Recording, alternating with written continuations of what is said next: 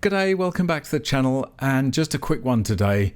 It's the same issue we've talked about many times before, and that is basically how automakers are scaling back their EV plans because they realize that there's just no demand from their buyers for EVs, and so some of the more hot-headed predictions from some of the brands about going all electric by a certain year, for example, are now being scaled back because they realize that they're never going to happen and there's not going to be the market for them. Porsche was one of the ones that was always going to struggle because, I mean, obviously people buy Porsches because of their fantastic drivetrains in the 911, that fantastic flat six, the same with the Cayman and the Boxster. And one of the most incredible, mind-bogglingly baffling decisions that Porsche made was to abandon their combustion versions of the Cayman and Boxster and go all electric. Now, who would buy an electric Cayman or an electric Boxster? Please, somebody tell me.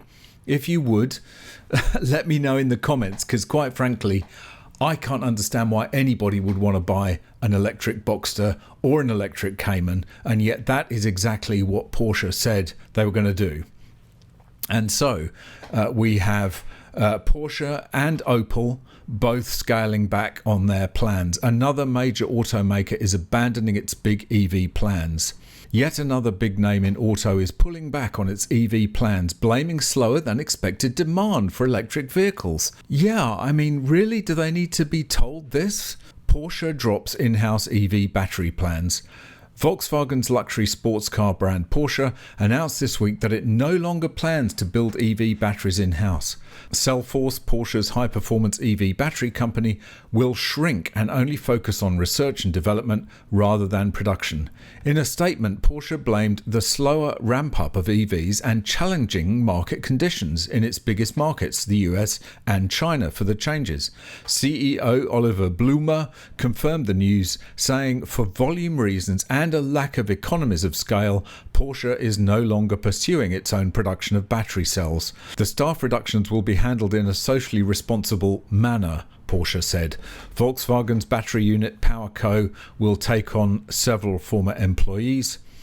Porsche plans to continue to offer internal combustion engine, ICE, hybrid and all-electric options across every segment well into the 2030s. Following the Taycan and Macan Electric, Porsche is still planning to launch the all-electric Cayenne and 718 models. Madness. The German automaker promises future models will still bring trend-setting technologies in electromobility into series production, whatever that means. A separate report from German magazine Wirtschaftswoche claimed on Wednesday that Porsche is on the hunt for a new CEO to replace Oliver Blume. And here we go again. German automaker Opel drops EV commitment plans. Porsche isn't the only German automaker adjusting EV plans. Opel is one of the many brands under the Stellantis group, alongside Jeep, Ram, Peugeot, Citroën, Fiat and several others. Although it was one of the many automakers to commit to offering an all-electric lineup, it's now backing off its promise. What a surprise.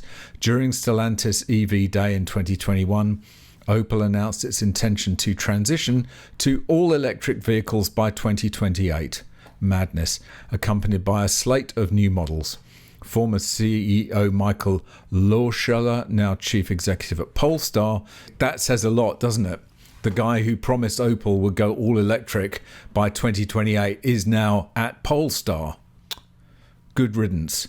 On Monday, the German auto giant abandoned its plans for an all-EV lineup, saying it will continue to focus on its current multi-energy strategy. For anyone who's been following this channel for any length of time will know that I believe that there's got to be a mix of drivetrains for this to ever happen, a transition to ever happen. To just abandon 100 years of research into internal combustion engines at the drop of a hat is nothing short of insanity. And people don't want EVs anyway. So it's not only a stupid decision from an R&D perspective, but it's a completely stupid decision from a product marketing perspective as well. Absolutely unbelievable. Anyway, it's good to see that some sanity is returning to the auto market. They're basically saying to the governments that are putting these mandates in place, sorry, we don't care. We're going to build the cars that people want to buy for as long as possible. And that means internal combustion engine cars, especially with a brand like Porsche, which is a sports car. Nobody wants an electric sports car. That's the bottom line. All right, that's it for this one. Thanks for watching. See you in the next one. Bye for now. If you'd like to support this channel and display your anti-EV credentials to your Tesla-owning neighbours at the same time, why not buy some awesome MGUY merchandise, like this mug, this baseball cap, or this t-shirt. Each high-quality item sports the MGUY No EV sign, and they're all made to order. Perfect for irritating the hell out of your local EV zealots. Visit store.mguy.tv or click the link in the description to check out the full range of products.